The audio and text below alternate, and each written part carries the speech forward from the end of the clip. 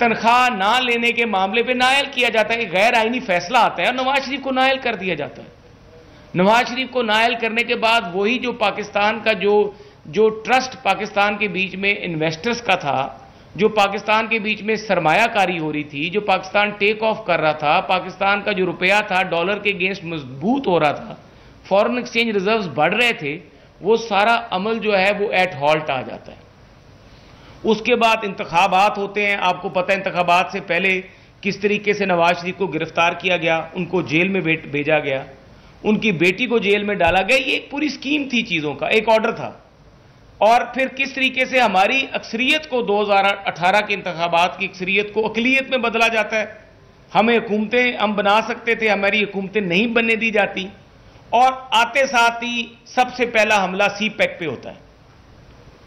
आप सबसे पहला हमला कर रहे हैं पाकिस्तान की उस प्रोजेक्ट के ऊपर जो पाकिस्तान की तरक्की का दामन है, जिसने पाकिस्तान में 60 अरब डॉलर के बाद कई बिलियंस ऑफ डॉलर्स जो थे पाकिस्तान में अट्रैक्ट करने थे, इंडस्ट्रियल जोन बनने थे, पाकिस्तान ने तरक्की करनी थी, एयरपोर्ट्स बनने थे, रेलवे ट्रैक्स चलने थे,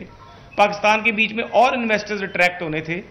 आप उस प्रोजेक्ट के ऊपर मुराद सईद के जरिए हमलावर हो जाते हैं। मुराद सईद कहता है कि जी जहां पर चाइनीज कंपनीज पाकिस्तान में इन्वेस्टमेंट कर रही हैं,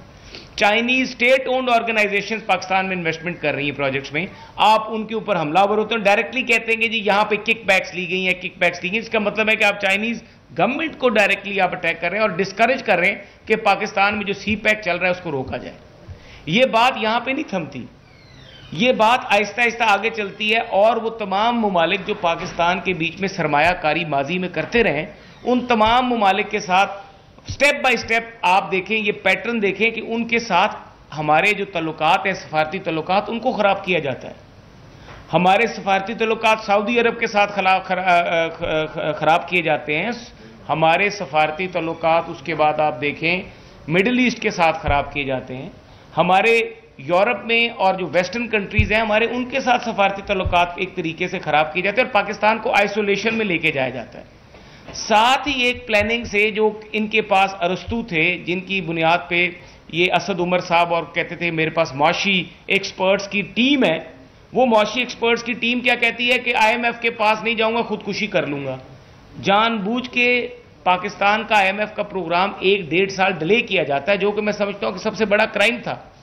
वो 1-1.5 साल में जो बैकलॉग था पेमेंट्स का, बैलेंस ऑफ पेमेंट्स का, वो बैकलॉग इतना इन्हांस हो जाता है कि उसके बाद आप ये देखिए कि पाकिस्तान के बीच में जो हमारा वो गैप था वो हम कवर ही नहीं कर सकते थे। और वो जो गैप आज तक वो जो डिले किया जाता है IMF के साथ पैकेज को निगोशिएट करने से, 1 साल पूरा, जो इनकी 3 तो वजीर खजाना ये तब्दील करते हैं और तीनों वजीर खजाना तब्दील करने के बाद भी पाकिस्तान की मैशत का बेड़ा गर्क होता है। और साथ साथ देखिए कि पाकिस्तान में एक भी मंसूबा, एक भी तरक्याती मंसूबा रहा, लंगर खाने खोले जाते हैं, कौम को मेहनत करने से हटा के मांगने पर और मुफ्त खाने की तरगीब दी जाती है। लंगर खाने हम सब चलाते हैं और बड़े शौक से चलाते हैं और बताते भी नहीं है, जिक्र भी नहीं करते, खामोशी से करते हैं, अल्लाह की रजा के लिए, बंदों को दिखाने के लिए नहीं। लेकिन कौम को मेहनत से हटा के इस काम पर लगाया जाता है और 3.5 साल इस मुल्क में बुजदार, गोगी, बुशरा बेगम की जो हुकूमत पंजाब में रहती है, उसमें कमाल करप्शन के रिकॉर्ड कायम होते हैं। मुआशी लेवल के ऊपर, वफाकी सतह के ऊपर मुल्क में कोई बेहतरी नहीं आती। डॉलर जो है पाक रुपीस के अगेंस्ट शूट करता है, फॉरेन एक्सचेंज रिजर्व नीचे आते हैं, फॉरेन डायरेक्ट इन्वेस्टमेंट खत्म हो जाती है, पाकिस्तान आइसोलेशन में चला जाता है और पाकिस्तान डिफॉल्ट के करीब पहुंच जाता है। इसी असना में एक आईनी अमल शुरू किया जाता है और इसको आईनी अमल के जरिए हटाया जाता है इमरान खान को, बानी PTI को। और जब उसको हटाया जाता है तो एकदम साइफर लहरा के, एक झूठा साइफर आज जिनके पांव में पड़ा हुआ है, उसी अमेरिका जहां पे कांग्रेस में और जहां पे बैठ के पूरी लॉबियस्ट फर्म्स हायर की हुई और अपना मुकदमा लड़ा जा रहा है, हाउस ऑफ लॉर्ड्स में जो इजराइल के जो साथी हैं वो इनके मेजबान हैं, जो वो लॉबीज हैं जो पाकिस्तान की एंटी पाकिस्तान रही हैं, आज वो इमरान खान का मुकदमा इसलिए लड़ रही हैं क्योंकि जो नुकसान बानी PTI पाकिस्तान को पहुंचा सकता है, पाकिस्तान की दुश्मन कुव्वतें भी पाकिस्तान को नहीं पहुंचा सकी। सबसे पहले पाकिस्तान की जमहूरियत पे हमला होता है। देखें आप 2013-14 में जब धरना मान होता है, पार्लियामान को, जमहूरी निज़ाम को, आइन को, दस्तूर को कमज़ोर किया जाता है। उसके बाद पाकिस्तान की आप ये देखें कि पाकिस्तान के इलेक्शन का जो प्रोसेस है उसके ऊपर हमला होता है। उसके बाद फिर हमारे हुकूमत कायम होती है तो जजेस आपके सामने हैं, शौकत सदीकी क्या कहते थे, क्या मुकदमात चले, किस तरीके से वो बोले, उनको किस तरह फारिग किया गया, नौकरी से फारिग कर दिया गया, सारी चीज़ें आपके सामने। और उसके बाद जब इलेक्शंस 2022 में जब ये अदम एतमाद आती है तो अदम एतमाद में एक आइनी अमल जो है, जो एक कॉन्स्टिट्यूशनल प्रोसेस है, उसको डिरेल करके असेंबली तोड़ी जाती है। और साथ ही अपना आर्टिफिशियल इंटेलिजेंस का जो फुटप्रिंट होता है जिसपे billions and billions of rupees, क्योंकि जब इमरान बानी पीटीआई को हटाया गया उस वक्त इन्होंने एक ही काम किया, चेयरमैन पीटीआई साहब ने, इसने क्या किया, इसने 4-5 बिलियन रुपए यूनियन काउंसिल की सतह तक सरकारी वसाइल में से पैसे लेके उस वक्त की हुकूमत पंजाब से और हुकूमत केपीके से वो पैसे यूनियन काउंसिल की सतह के ऊपर जाके अपने कारकुनों को, वर्करों को दिए और कहा कि आप एक मनफी प्रोपोगेंडा लॉन्च करें, आपने हमारा जो भी चीज़ है सोशल मीडिया प्लेटफॉर्म पे शेयर करनी है 10 दफ़ा, फेक आईडीज बनवा के एक पूरा प्लानिंग के साथ आर्टिफिशियल इंटेलिजेंस में एक फुटप्रिंट क्रिएट करके हमारे नौजवानों को जो पाकिस्तान को तरक्की याफ्ता देखना चाहते हैं। जब हमारा देखें, हम आज पाकिस्तान का मुकदमा लड़ रहे हैं, हम अपनी ज़ात की बात नहीं कर रहे। अगर पाकिस्तान में आप ये देखें कि आपके मुल्क में जमहूरियत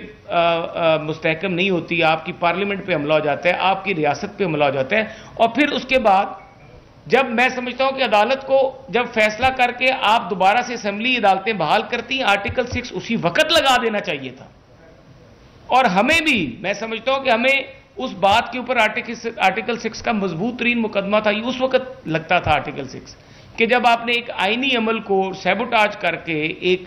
आईनी अदम एतमाद तहरीक को आपने साइडलाइन करके आपने गैर आईनी तरीके से असेंबली तोड़ दी, तो ये तो बहुत बड़ा जुर्म है। और उसके ऊपर बिल्कुल आप अनकॉन्स्टिट्यूशनल एक्ट था, आर्टिकल 6 लगती थी, नहीं लगाई जाती, बिकॉज ऑब्वियसली वहाँ पे विशिंग यू गुड लक कहने वाले और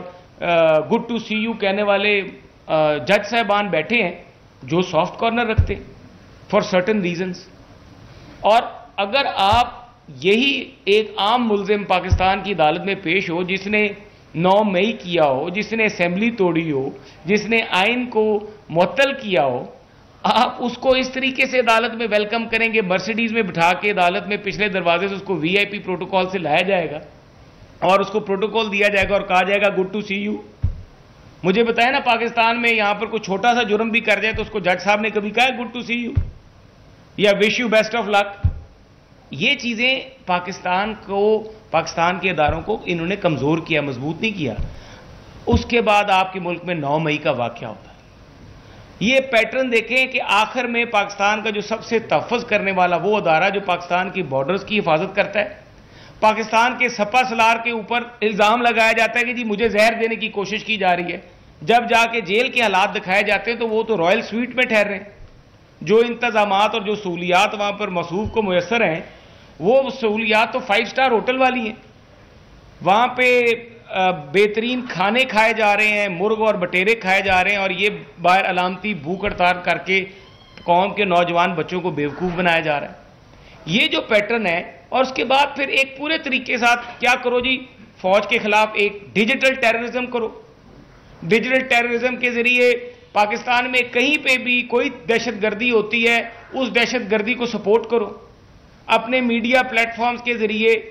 बाहर बैठे हुए लोगों के जरिए, जो सहूलतकार बाहर बैठे हुए जो इनको ये पैसे दे रहे हैं, जो इनका आर्टिफिशियल इंटेलिजेंस का फुटप्रिंट है, उसके जरिए पाकिस्तान की फौज पे हमला, पाकिस्तान की सलामती पे हमला, पाकिस्तान की रियासत पे हमला, पाकिस्तान के सपा सलार पे हमला, उनके करदार पे हमला, उनकी फैमिली के बारे में बातें। फिर पाकिस्तान की बाकी जो, अब हद है कि जो उस्मा बुखारी वाला कल परसों काम किया, शर्म से डूब मरने का मकाम है। आप सबके जो तहरीक इंसाफ में भी लोग बैठे, उनके घर में भी माएँ बहनें हैं। इतनी घटिया हरकत। जब इस हद तक एक आप डिजिटल टेररिज्म के जरिए इस हद तक गिर जाएं कोई भी सियासी जमात, तो मेरे ख्याल से वो सियासी जमात जो है सियासी जमात कहलाने के लायक नहीं है। वो सियासी जमात जहां पर आप कहते हो कि आज आप 9 मई के जो मुल्जमान हैं, उन 9 मई के मुल्जमान जो हैं, उनको अगर आज छोड़ा गया तो पाकिस्तान की रियासत महफूज नहीं रहेगी। और बिल्कुल इम्पार्शल होके, अनबायस्ड होके, अक्रॉस द बोर्ड ये मैं तो बल्कि ये कहूंगा ये कोई तरीकाकार नहीं है कि जो प्रेस कॉन्फ्रेंस करे उसको छोड़ दो, जो प्रेस कॉन्फ्रेंस ना करे उसको 9 मई नहीं, सबको करें। जिसने 9 मई किया है, जिसने किया है, क्योंकि ये जो सवाल है ये पाकिस्तान की रियासत का सवाल है, पाकिस्तान की खुशहाली का और मुस्तकबिल का सवाल है। अगर आज जना हाउस पे हमलावर होने वाले, आज GHQ पे हमलावर होने वाले, आज जो हमारे जो शोधा की यादगारें हैं उनको शहीद करके उनको ठुड्डे मारने वाले और उनके ऊपर नाचने वाले, उनकी तस्वीरें बना के पाकिस्तान के फौज के सिपाहियों की वर्दियां पहन के और उनके ऊपर तनकीद करने वाले और हंसने वाले, आज उन तमाम लोगों को अगर आप कहेंगे कि जनाब ये तो इनकलाबी हैं, तो फिर मेरे ख्याल से इस मुल्क में कभी भी सही इनकलाब नहीं आएगा। इनकलाब अगर लाना था तो पाकिस्तान में मईशत को बहाली के लिए इनकलाब लाते, इनकलाब लाना था तो पाकिस्तान में नौजवानों में इखलाकियात को मजबूत करने का इनकलाब लाते, इनकलाब लाना था तो पाकिस्तान के बीच में जमहूरियत को मुस्तहकम करने का इनकलाब लाते। 15 किलो हेरोइन राना सनाउल्लाह पे डाल के इनकलाब नहीं आते इस मुल्क में। अगर इनकलाब लाने थे तो इनकलाब गोगी और बुशरा बेगम के जरिए नहीं आते, इनकलाब लॉर्ड डैनियल से मेज़बानी करा के लंदन में हाउस ऑफ लॉर्ड्स में और फिर यहां पर इस्लाम का दर्स देने के और इस्लाम पर लेक्चर देने से इनकलाब नहीं आते। अगर उनको कोई आज भी इनकलाबी कहता तो मैं समझता हूं इनकलाबी कहने वालों को भी सोचना होगा कि इस तरीके से मुल्क में खाना जंगी पैदा करने वाले लोग, डिजिटल आर्टिफिशियल फुटप्रिंट के जरिए पाकिस्तान में अदम इस्तेकाम पैदा करने वाले लोगों को पाकिस्तान में अगर इनकलाबी कहा जाएगा तो ये पाकिस्तान जो है, पाकिस्तान की रियासत भी खतरे में। तो मैं इसी बात पे ये अपनी बात इख्तिताम की तरफ लेके जाऊंगा कि 9 मई हो या 9 मई के बाद के सानिया हों या उससे पहले जितने भी वाक़यात हुए जिसके बीच में ऐसे अनासर पाए गए हैं जिन्होंने पाकिस्तान की सलामती पे हमला किया है, उनसे बिल्कुल रायत नहीं होनी चाहिए, उनको सजाएं होनी चाहिए। अगर उनके पास अब जब इतराफ़े जुर्म भी आ गया है, जब उसने खुद मान लिया है बानी PTI ने कि मैंने कहा था GHQ के बाहर एहतजाज करें तो ख़त्म बात, उसके बाद कोई कमी रह जाती है? जब जूम मीटिंग्स के ज़रिए, जब पूरी एक प्लानिंग के ज़रिए पूरे नक्शे बना के बताया जाता है, स्पॉट्स आइडेंटिफाई किए जाते हैं कि इन जगहों पर आपने जाकर हमलावर होना है, तो उसके बाद कोई बात रह जाती है, कोई गुंजाइश रह जाती है कि छोड़ा जाए, उनको इनकलाबी कहा जाए? जब इतराफ़े जुर्म आ गया, इतराफ़े जुर्म के बाद बानी PTI के बाद मेरा नहीं ख्याल कि कोई गुंजाइश रह जाती है कानून में, आइन में, दस्तूर में। और ऐसे लोगों को अगर गुड टू सी यू कहा जाए तो मैं समझता हूं कि वो लोग जो एक मुजरिम को जो इतराफ़े जुर्म कर रहा है उसको इनकलाबी कहें, उसको गुड टू सी यू कहें, उसको wishing you best of luck कहें, वो खुद मुजरिम है, उनके लिए कोई गुंजाइश नहीं होनी चाहिए। और मैं समझता हूं कि पाकिस्तान की तमाम सियासी कुव्वतों को ये वक्त है कि वो पैटर्न जो पाकिस्तान में मोहतरमा बेनज़ीर भुट्टो की शहादत के बाद से लेके आज तक जारी है, उस पैटर्न को समझने की ज़रूरत होगी। अगर कोई कमीशन बनाना है तो 2013 भी बीच में डालें, कमीशन बनाना है तो 2013 के धरने भी बीच में डालें, कमीशन बनाना है धरना 1 धरना 2 को करवाने वाले लोगों को भी बीच में डालें और सबका फिर कमीशन बनाएं। सब दूध का दूध जो है वो सामने आ जाएगा कि असल में जिम्मेदार लोग कौन है, जिस बंदे की, जिस जमात की परवरिश किस तरह से की गई। आज इस बात पे भी कमीशन बनाना चाहिए कि फॉरेन फंडिंग क्यों किसी पाकिस्तान की और सियासी जमात को इस तरह से फॉरेन फंडिंग नहीं होती जिस तरह एक मखसूस सियासी जमात तहरीक इंसाफ को होती है। वो जमात जो कि फॉरेन फंडेड है, जिसको आप देख रहे हैं पाकिस्तान की जो पाकिस्तान की दुश्मन जो ख्यालात रखने वाली कुव्वतें हैं, जो शख्सियात हैं, जो इस्लाम के नज़रिए के ख़िलाफ़ हैं, वो एक सियासी जमात को अगर मुकम्मल सपोर्ट कर रहे हैं तो हमें सोचना होगा ये लम्हा फिक्री है। और आज अगर इतराफ़े जुर्म के बाद भी अगर आज उन लोगों को छोड़ दिया जाएगा तो मैं समझता हूँ ये मुल्क और कौम के साथ बहुत बड़ी सजाएं होंगी, बहुत बड़ी ज्यादती होगी। बहुत शुक्रिया। फरमा दीजिएगा कि PTI को बैन करने के हवाले से हुकूमत ने प्रेस कॉन्फ्रेंस भी की, क्या बैन कर रहे हैं, आर्टिकल 6 लगा रहे हैं? और साथ ये बताइएगा कि तमाम रहनुमाओं की प्रेस कॉन्फ्रेंस से लगता ये है 9 मई का वाकया तर्जुमान बन रहे हैं फौज के, तो क्या कोई महंगाई में इस अवाम को कोई रिलीफ देंगे या फिर 2 जमा 2 4 की सियासत होगी? तनकीद इमरान खान ही चलती रही। देखें, बात यह है कि आर्टिकल 6 तो उसी वक्त लगा देनी चाहिए थी। मेरे से अगर कोई राय लेते और मैं देता भी था कि आप आर्टिकल 6 जिस दिन इसने असेंबली तोड़ी थी उसी दिन लगाएं, उसी दिन इसके खिलाफ सख्त कार्रवाई करें, क्योंकि इसने गैर आइनी कदम उठाया, इसकी आइन में गुंजाइश ही नहीं।